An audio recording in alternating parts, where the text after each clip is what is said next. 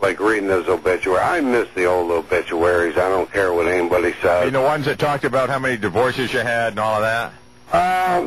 Well, yeah. Yeah, I mean, important stuff. I mean, when you think about it, there was a lot of divorces where there was children from previous marriages that don't get mentioned, and it's whatever they want to write. How do you feel about that? Now you have to, what, pay for an obituary? Is that how it works? You have to pay for it, and it is very, very expensive. And there's, you know, I mean, there were mistakes they made throwing in DWIs and things like that, but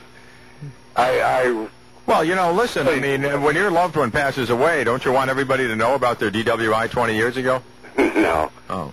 No, they crossed the line a few times, but when you go back and look at some of the old ones, the information was there, and you go, oh, that's how I remember them, or, you know, there was an investigative reporting that went with it, and they did cross the line a few times, but boy, do I miss them, because the new ones, you got 3-4 paragraphs of just nothing. It's just, I don't know. How do you feel about it? What do you think?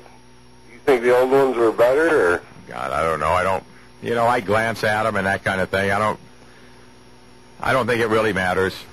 Oh, that's always been well, it used to be the back page and then the obituaries. That used to be what my deal was.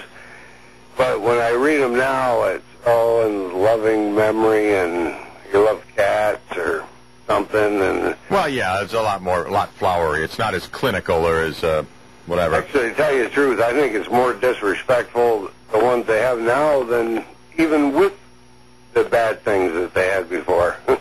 It humanized you a bit, you know. Exactly, and you could always go, oh, that's how I remember him.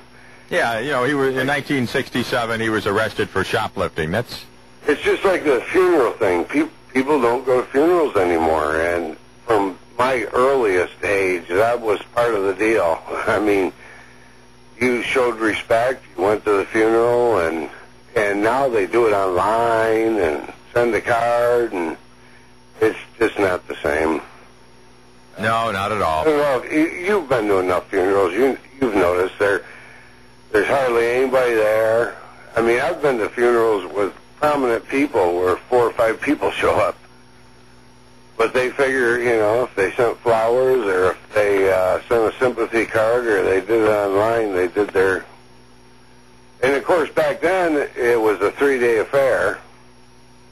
I can still remember the funerals at my grandparents' house where they had them in the house. Yeah, that's the way it was in the old days. They'd set you right up in the living room, and that was it. Oh, yeah, I remember playing under a casket. You know, sitting there playing with Tonka toys. And, of course, Irish people celebrate death rather, you know, so it's a little bit different. But correct.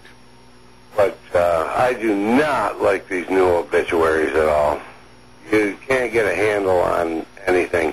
They leave out different places they work. They leave out everything. Well, it's a more sanitized version, yeah. Right, and a lot of it I noticed is if it's a second wife, they leave out everything about the first one, even if they had children. You know, it's just, I don't know. I don't like it. Yeah. I wish they'd go back the old way. Okay. They could have left out a few of the scummy things that they put in. Well, I think the reason they did that is, you know, in this day and age, you're trying to create small profit centers within the... Right. And they were one of the last papers that did it. Right. You know, you got to give them credit for that. But I just wish there was somebody to help them out, write them. Right. You know what I mean? They look like they were written by Great Aunt Mabel, who's 96 years old or something.